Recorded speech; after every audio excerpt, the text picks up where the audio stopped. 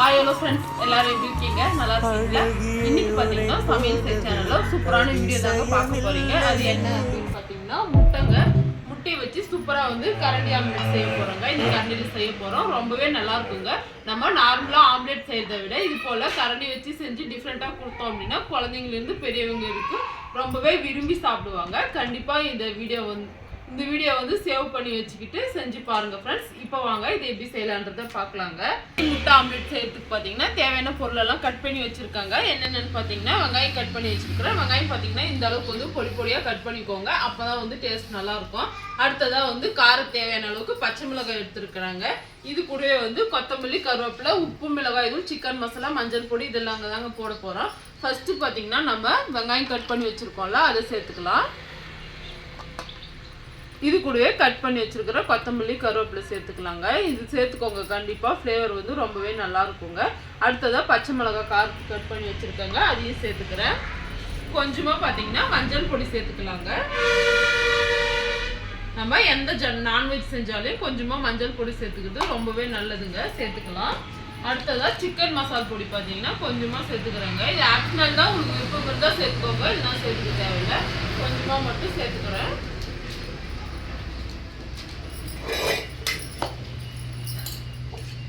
அடுத்ததாக பார்த்தீங்கன்னா உப்பு சேர்த்துக்கிறாங்க. இந்த அளவுக்கு உப்பு சேர்த்து இதை வந்து பார்த்தீங்கன்னா ஃபர்ஸ்ட் வந்து நல்லா வந்து மிக்ஸ் பண்ணிக்கலாம். மிக்ஸ் பண்ணிட்டு இந்த மசாலாலாம் ஒன்று சேர்ந்து வந்ததுக்கு அப்புறமா நம்ம முட்டை சேர்த்துக்க போறோங்க. முட்டை பார்த்தீங்கன்னா நான் இன்னைக்கு 5 முட்டை எடுத்துருக்குறாங்க. உங்களுக்கு எந்த அளவுக்கு முட்டை வேணுமோ அந்த அளவுக்கு சேர்த்துக்கோங்க.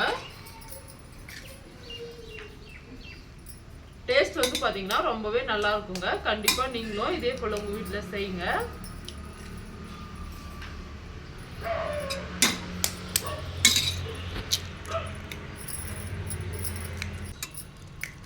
முட்டையெல்லாம் பார்த்தீங்கன்னா ஆல்ரெடி வாஷ் பண்ணி வச்சுருந்தாங்க, அதனால வச்சு அப்படியே சேர்த்துக்க போகிறேன்.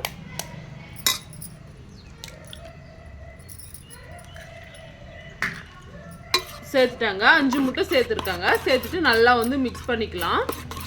இந்த முட்டை மசாலாவெல்லாம் பார்த்தீங்கன்னா நல்லா வந்து ஒன்று சேர்ந்து வரணுங்க. நல்லா வந்து மிக்ஸ் பண்ணிக்கோங்க. அப்படியே இந்த பக்கம் பார்த்தீங்கன்னா தோசை செஞ்சுட்டே இருக்குங்க பிரேக்ஃபாஸ்ட்டுக்கு. இன்னைக்கு என்னென்ன சமையல் சமைச்சேன் அப்படின்றத லஞ்ச் வீடியோவில் போடுறாங்க, கண்டிப்பாக பாருங்கள். ரொம்பவே இன்ட்ரெஸ்டிங்கான சமையல் தாங்க சமைச்சிருக்கேன். இப்போ பார்த்தீங்கன்னா முட்டை வந்து சூப்பராக வந்து எல்லாம் ஒன்று சேர்ந்து வந்தாச்சு. இப்போ வந்து அடுப்பை ஆன் பண்ணி முட்டை செஞ்சுக்கலாம். இது எப்படி செய்கிறேன் அப்படின்னு சொல்லிட்டு பாருங்கள். அடுப்பு ஆன் பண்ணி கரண்டி வச்சுருக்காங்க. கரண்டியில் எண்ணெய் சேர்த்துக்க போகிறேன். எண்ணெய் பார்த்தீங்கன்னா ஒரு 3 டேபிள் ஸ்பூன் அளவுக்கு சேர்த்துக்கோங்க. பக்கத்துலேயே பார்த்தீங்கன்னா பிரேக்ஃபாஸ்ட் வேலையும் நடந்துக்கிட்டே இருக்குது.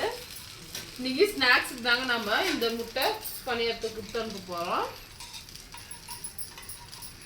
எண்ணெய் வந்து கொஞ்சம் நல்லா சூடாகட்டுங்க. அதுக்கப்புறமா பார்த்தீங்கன்னா நம்ம இந்த முட்டையை சேர்த்துக்க போகிறோம்.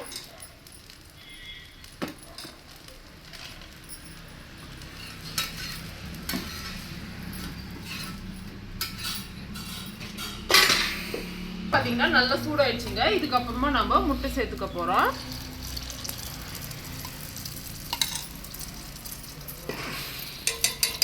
முட்டை சேர்த்ததும் பார்த்தீங்கன்னா இது போல தாங்க வரும். கொஞ்ச நேரம் அப்படியே இருக்கட்டுங்க, நல்லா வெந்து வரட்டும். அதுக்கப்புறமா நம்ம திருப்பிக்கலாம். ஃபர்ஸ்ட் போட்டதும் பார்த்தீங்கன்னா டிஸ்டர்ப் பண்ணாதீங்க, அப்படியே கொஞ்ச நேரம் இருக்கட்டும். நல்லா வந்து ப்ரௌன் கலராக வேகணுங்க. வெந்து வந்ததுக்கப்புறமா இப்போ நம்ம திருப்பிக்கலாம்.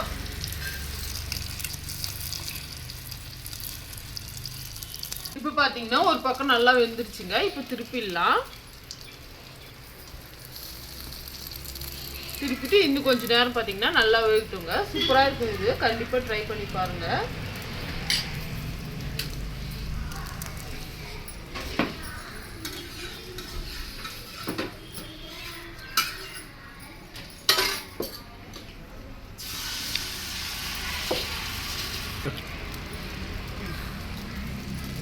இப்போ வந்து எடுத்துடலாங்க.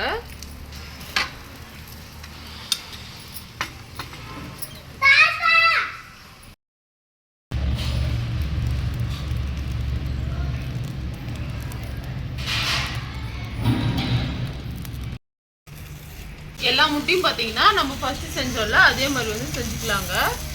ஃபஸ்ட்டு இது போல் உடையிற மாதிரி தாங்க இருக்கும். நல்லா வெந்து வந்தால் நல்லா அழகாக உருண்டை உருண்டையாக இருக்குங்க. கேஸ் வந்து ரொம்ப கம்மியாக வச்சுட்டு செய்யுங்க. அப்போ தான் பார்த்தீங்கன்னா முட்டை நல்லா வெந்து வரும். இங்கே பார்த்தீங்கன்னாலே தெரியும், நம்ம செஞ்ச முட்டையிலேருந்து நான் 5 முட்டை செஞ்சுருக்காங்க. 5 முட்டை சேர்த்துருந்தேன், 5 முட்டை செஞ்சுட்டேன். இப்போ ஒரு முட்டையை எடுத்து உடச்சி காட்டுறேன் பாருங்கள். உள்ளே வந்து நல்லா சூப்பராக வந்து வெந்துட்டு இருக்குதுங்க. இப்போ பாருங்கள், இந்த கலரில் எடுத்தால் தான் பார்த்தீங்கன்னா நல்லாயிருக்கும். இப்போ உடச்சி காட்டுறேன் பாருங்கள். சூப்பராக வெந்துட்டு இருக்குது பாருங்கள். ரொம்பவே டேஸ்ட்டாக இருக்குங்க. வேணா நான் டேஸ்ட் பண்ணி கூட பார்க்குறேன். ரொம்ப நல்லா இருக்குங்க. ரசம் சாதத்துக்கூடலாம் வச்சு சாப்பிட்டா சூப்பர் சைடிஷாக இருக்கும். இப்போ வந்து நல்லா வந்து திருப்பிக்கலாம். நல்லா வந்து கேஸ் ரொம்பவே கம்மியாக வச்சுட்டு திருப்பிக்கோங்க. பார்த்தீங்களா எவ்வளோ அழகாக வந்துருக்குதுன்னு சொல்லிட்டு. இப்போ டேஸ்ட் பண்ணுறதுக்கு பார்த்தீங்கன்னா ஈர்க்கவி தாரங்கவி கொஞ்சமாக வந்து எண்ணெய் சேர்த்துக்கலாம்.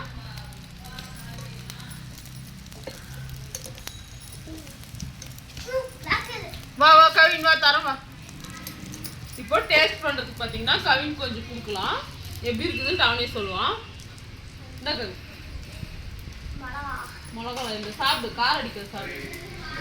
அப்படியே சாப்பிட்டு ஆப்பிட்டு. நல்லா இருக்குதா? டேஸ்ட் இருக்குதா? சூப்பராக இருக்குதான்ப்பா. கண்டிப்பாக நீங்களும் இதே போல் செய்யுங்க. உங்கள் வீட்டு குட்டீஸ் வந்து நல்லாவே விரும்பி சாப்பிடுவாங்க. வாங்க இன்னைக்கு என்னென்ன சமையல் குட்டீஸ்க்காக சமைச்சிருக்கேன் அப்படின்னு சொல்லிட்டு பார்க்கலாங்க. சாதம் செஞ்சுருக்காங்க. நல்லா உதிரியா சாதம் செஞ்சுட்டேன். அடுத்ததாக பார்த்தீங்கன்னா பிரேக்ஃபாஸ்ட்டுக்கு வந்து தோசை செஞ்சு வச்சுருக்காங்க. தோசை வந்து ரொம்பவே நல்லா இருக்குங்க. அடுத்ததாக பார்த்தீங்கன்னா கத்திரிக்காய் குழம்பு செஞ்சுருக்காங்க. புளிக்குழம்பு மாதிரி செய்வோம்ல அது போல் ரொம்பவே டேஸ்ட்டாக இருக்குங்க. இது பார்த்தீங்கன்னா பீன்ஸ் குழம்புங்க. வேர்க்கடலாம் பொன்னிறமாக வறுத்துட்டு அரைச்சி செய்கிறது ரொம்பவே டேஸ்ட்டாக இருக்கும். இது பார்த்தீங்கன்னா ரொம்ப ரொம்ப டிஃப்ரெண்ட்டான ஒன்று செஞ்சுருக்காங்க. இது வரைக்கும் நான் ட்ரை பண்ணதே இல்லை. ரொம்ப ரொம்ப சூப்பராக வந்துருக்குதுங்க. ஷார்ட்ஸ்லேயும் அப்லோட் பண்ணுறோம், ஃபுல் வீடியோவும் பாடுறேங்க. கண்டிப்பாக பார்த்து செய்யுங்க. கரண்டி ஆம்லேட்டு ரொம்ப டேஸ்ட்டாக இருக்கும். ரொம்ப டிஃப்ரெண்ட்டாக செய்கிறது. இது எப்பயும் செய்கிற மாதிரி செய்கிறதா இல்லைங்க. அடுத்ததாக பார்த்தீங்கன்னா பொரியல் வந்து அவரைக்காய் பொரியலுங்க. தேங்காய்லாம் போடாமல் ரொம்பவே சிம்பிளாக தக்காளி மட்டும் போட்டு செய்கிறது. தோசைக்கு பார்த்தீங்கன்னா எப்பயும் செய்கிற மாதிரி வேர்க்கடலை தேங்காய்லாம் போட்டால் சட்னி செஞ்சுட்டு தாளித்து வச்சுட்டாங்க. இப்போ வாங்க லஞ்ச் பாக்ஸில் பேக் பண்ணிடுறாங்க. குட்டீஸ் லஞ்சுக்கு வந்து என்னென்ன கேட்டாங்களோ அதுக்கு தகுந்த மாதிரி தாங்க நான் சமைச்சிருக்கேன். இப்போ பேக் பண்ணிடுறேன். ஃபஸ்ட்டு பார்த்தீங்கன்னா சாதம் போட்டுக்கிறாங்க. நான் பார்த்தீங்கன்னா டிஃபன் வந்து அந்த அளவுக்கு வந்து லஞ்சு கொடுத்து அனுப்ப மாட்டாங்க. வீட்லேயே வந்து சாப்பிட வச்சு அனுப்பிடுவேன். பொரியல் வந்து பார்த்தீங்கன்னா வச்சுக்கிறேன்.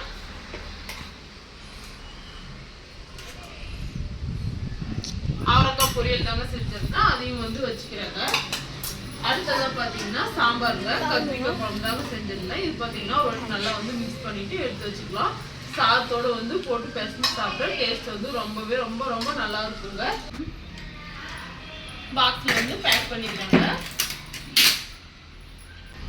இந்த லஞ்ச் உங்களுக்கு பிடிச்சிருக்குன்னு நினைக்கிறேன். பிடிச்சிருந்தா மறக்காம சப்ஸ்கிரைப் பண்ணுங்க. சமையல் செய் சேனலில் லைக் பண்ணிட்டு பாருங்க ஃப்ரெண்ட்ஸ்.